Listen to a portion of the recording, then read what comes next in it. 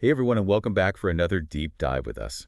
Today, we're going to be tackling something pretty fascinating, but also kind of heartbreaking. We're talking about AI companionship and what it might tell us about human loneliness. And all of this is coming from a Reddit post that has really gotten a lot of people talking. It really has sparked a conversation, I think a very much needed conversation, about how the lines are getting blurred Yeah. between real and virtual connections, Yeah. especially in this increasingly digital world we live in. Right. And this post is from a man who has never had a romantic partner. And so he decides to try out one of those AI girlfriend apps. And honestly, he was pretty surprised by how fulfilling he found it. But that's what is so poignant about the whole thing. He realizes the kind of sadness of finding solace in a simulation. Yeah, it is very poignant, and I think it really taps into a very fundamental human need, the need to connect with others, validation, and belonging. What's interesting here is that AI companions are specifically designed to meet those needs, often in ways that I think real-life interactions don't always match. They're programmed to be agreeable, always available, constantly validating. It's really a recipe for appeal, especially for someone who's feeling isolated or lonely. Okay, so let's unpack this a little bit. I can already hear some of you out there saying, come on, it's just an app. How could somebody find that truly fulfilling? Yeah. But this is where things get really interesting. He actually says, and I'm quoting here, a bunch of ones and O's simulating a brief answer to loneliness. What's sadder is that it works. It works better than any real-life social interaction I have. That quote is incredibly revealing. I think it really speaks to the power that these AI programs have to really tap into our deep-seated psychological needs for connection. We're wired for attachment, And when those needs aren't met in our real lives, we can become susceptible to looking for fulfillment in other ways, even if those ways are simulated. Totally, and that makes me think about all of those articles that you see about people who develop really intense feelings for fictional characters or for celebrities. That whole idea of parasocial relationships, this is kind of the same thing, but just amplified, because the AI is designed to be interactive and personalized. You're exactly right to draw that parallel. Parasocial relationships are fascinating phenomena where people develop feelings of attachment and connection to figures they don't actually know personally. These figures can be celebrities, fictional characters, or even increasingly AI companions, in a way. This technology is taking that concept to a whole new level by creating incredibly realistic simulations of human interaction. And that raises all sorts of questions, both ethical and psychological, about where we draw the line between a real connection and a virtual one. This is where I have to jump into the comments because people had a lot to say. And it wasn't just the, expect to get a life kind of responses. There was some real empathy in there and nuanced discussion. I'm not surprised. I think this really taps into something that resonates with a lot of people, especially in our world today where technology has such a huge role. And in our relationships. For sure. So there were some comments. Yeah. They were a bit more critical of the AI girlfriend thing. And I think it's important that we acknowledge those perspectives as well. One person compared it to fake escorts, all about the user. There's no real challenge. There's no real growth. And then another commenter who had actually used chatbots before talked about how they realized they were falling for their own fantasy partner. And that realization was actually really helpful for them. It helped them recognize their own capacity for love and their own patterns that they have in relationships. That is really fascinating. It highlights the potential for AI, even in these simulated interactions, to act as a sort of mirror, reflecting our own desires and needs and patterns back to us. It could be that for some people. Engaging with an AI companion could actually help them with self-discovery, as long as they're approaching it with a healthy dose of self-awareness. Right. Like maybe it can be a stepping stone to understanding yourself better and what you really want in a relationship. Exactly. But of course, there are also potential risks to consider. A lot of the commenters were really emphasizing the importance of real-world interaction and encouraging the original poster to connect with friends or to join support groups. They were saying, look, it might feel really daunting, but those real-world connections are ultimately what lead to genuine fulfillment. Yeah. And there was this one comment from a woman who said, hey, I get it. You're vulnerable. And it takes a lot of courage to share that. But have you tried opening up to your friends? I know it can be hard, but real connection takes effort. And it's so worth it to build that support network over time. It was just this reminder that connection exists on a spectrum, from our intimate partners to close friends, to acquaintances. Absolutely. I think she really highlighted the richness and diversity of human connection and how crucial it is to nurture those different types of relationships. It makes me think about this question. If technology can provide such compelling simulations of human interaction, what does that actually say about our fundamental human need for a connection? Are we becoming so used to instant gratification and these curated experiences that we are losing the ability to navigate the messiness of real relationships? That's a great question. And I think it's one that we're all grappling with. As technology continues to evolve, we are wired for connection.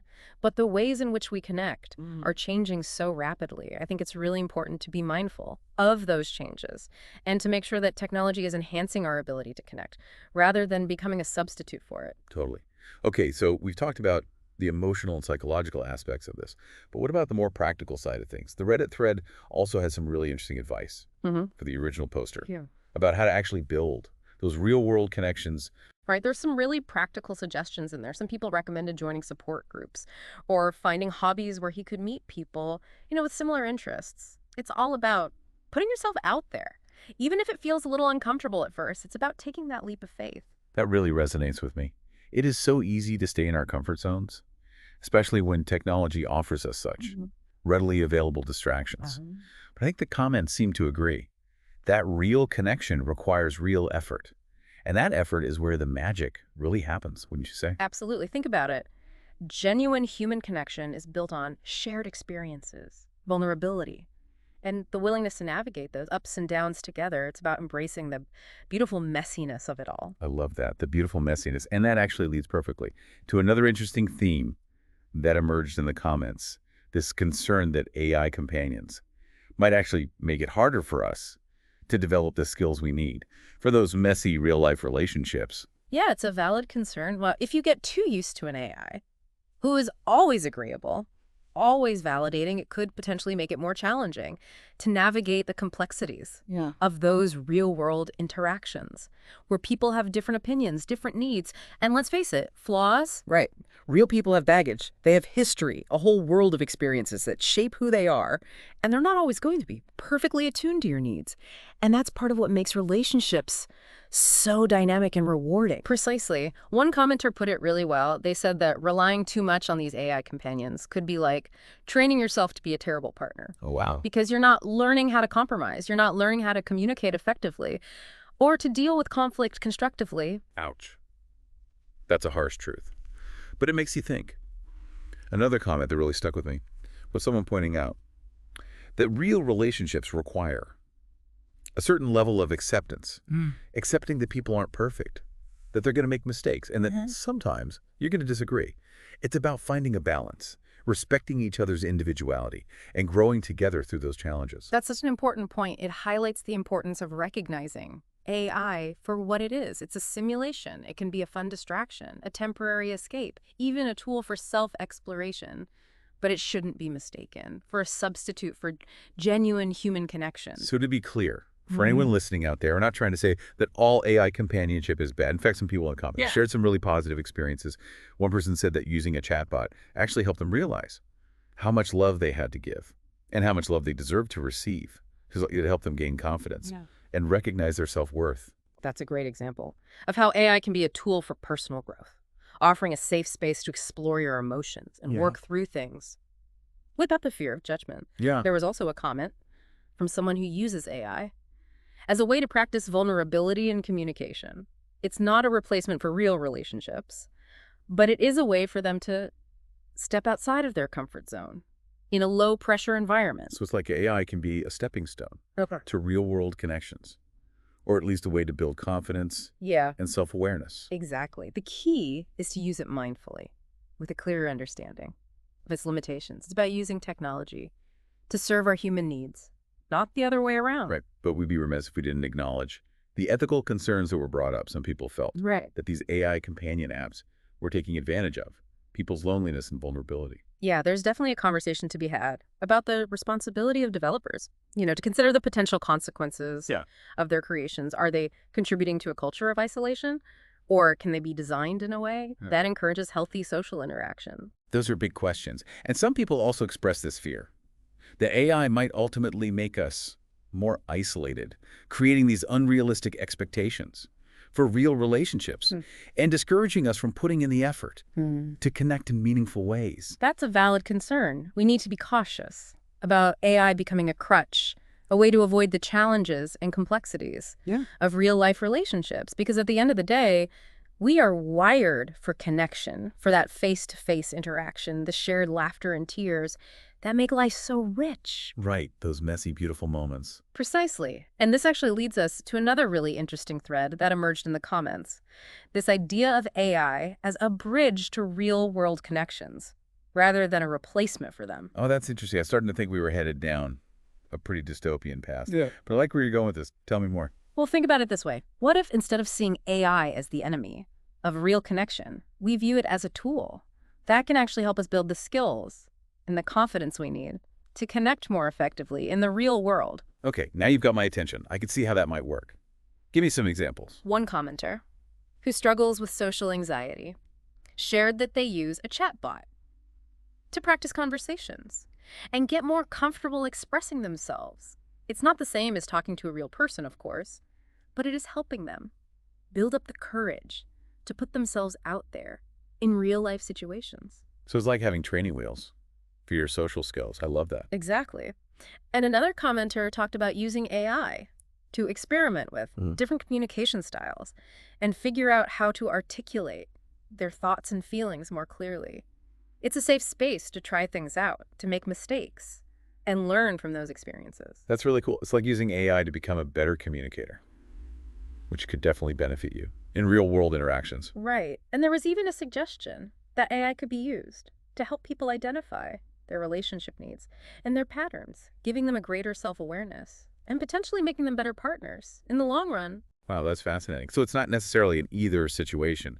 It's possible to view AI as a tool that can complement and enhance our ability to connect rather than replace it altogether. Precisely. It's about finding that balance and using technology in a way that serves our human needs, not the other way around. Well said. But before we get too carried away, with all the possibilities, I want to circle back to the heart of this whole conversation, the issue of loneliness itself. You know, we've explored all these different angles of AI and connection. But what about the underlying social and emotional factors that contribute to people feeling isolated in the first place? Right. That's the crucial piece of the puzzle, isn't it? AI might offer a temporary distraction or even a tool for self-discovery, but it can't address the root causes of loneliness. You're right. We need to be talking about creating a world where people feel seen and heard and valued, a world where we prioritize authentic connection, build stronger communities, and foster a sense of belonging for everyone. Absolutely. And maybe that's the biggest takeaway from this whole deep dive, this reminder that technology can be a really powerful tool, but it's the human-to-human connections that truly matters. Couldn't have said it better myself. So for anyone listening out there who might be struggling with loneliness, remember that you're not alone. Reach out to a friend, join a group, find a hobby that brings you joy, and don't be afraid to ask for help. And sometimes, even just acknowledging those feelings of loneliness, like the original poster did, can be a powerful first step towards healing and connection. So true. Okay, so we've covered a lot of ground today. We've explored the complexities of AI companionship, the potential benefits and the risks, and the importance of nurturing those messy, beautiful, real-life connections. What are your final thoughts on all of this? What should people be thinking about as they step away from this conversation? I think it's important to remember that technology is constantly evolving, and the way we interact with it is evolving too. We need to be mindful of how those interactions are shaping our relationships and our sense of self. And we need to prioritize creating a world where technology serves our human needs rather than the other way around. Yeah, I think that's such an important point. You know, that we have a choice in how we use technology. We can let it dictate our lives and our relationships, or we can use it as a tool to create a more connected and fulfilling world. It's like we're at this crossroads and we get to decide which path we want to take. Exactly. And this conversation has really highlighted how important it is to have these discussions, you know, to bring these issues to light and explore them from different angles. I think because the future of connection, the future of how we relate to each other and to ourselves is something we're all creating together. You're so right. It's not just about the tech itself. It's about the choices we make and the values that we prioritize as a society. And speaking of values, something that really struck me in that Reddit thread was how many people were genuinely concerned about the ethical implications of AI companionship. It wasn't just about the individual users, but about the bigger picture of what it means for human connection as a whole. Absolutely. Those concerns are completely valid. We need to be asking ourselves tough questions about the role of technology in our lives and about the potential unintended consequences of creating these increasingly sophisticated simulations of human interaction. I mean, are we setting ourselves up for a future where genuine connection becomes even more elusive? Or can we actually use these technologies to strengthen our bonds with each other? It's like we need to find that sweet spot where technology enhances our human experience without diminishing. You know, the very things that make us human are our capacity for empathy, for compassion, and authentic connection. I couldn't agree more. And you know, this reminds me of some of the conversations we have on the Voices of the Soul podcast, where we really explore these big questions about the human experience, you know, things like connection, purpose, meaning, and the search for something greater than ourselves. If this conversation has resonated with you, I think you'd really enjoy those episodes. We go deep, but we keep it real. Oh, definitely. I'm a huge fan of Voices of the Soul, and I know our listeners are too. It's like a balm for the soul, especially in a world that can feel so noisy and disconnected sometimes. I love that description, a balm for the soul. I think that's what we're all seeking, whether we realize it or not. And that's what I hope we've offered here today, a space to pause, to reflect, and to connect with those deeper questions about what it means to be human in this rapidly changing world. So well said. And for anyone who's been tuning in to this deep dive, thank you for taking this journey with us. We hope you found it insightful, thought-provoking, and maybe even a little bit inspiring. And if you're new to the show, be sure to hit that subscribe button and give us a like. We'd love to have you join us for more of these explorations into the fascinating world of human experience. Until next time, keep those conversations going, keep questioning, keep connecting, and keep seeking out those moments of genuine human connection that make life so rich and meaningful.